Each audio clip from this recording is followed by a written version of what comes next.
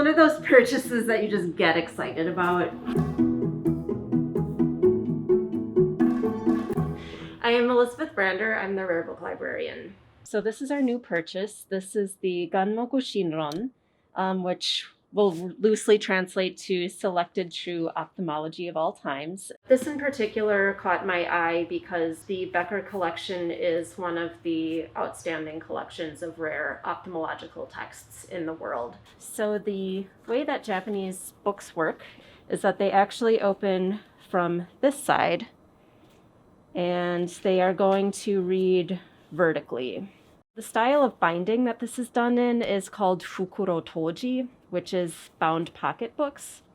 And so you can see when you look at the pages, there's kind of this little gap right between them. The way that it's printed is you would print on the sheet of paper and then fold it. One thing about this book that is really, really neat is that it actually has this little flap anatomy here in the first volume. This, I think, is really interesting because a lot of books printed in the West, in Europe during the 19th century and also earlier, have these interactive components as well. This book is a really cool example of kind of this blend of Dutch and Japanese scholarship. You can see that the gentlemen are dressed in like stereotypical 18th century Europeans.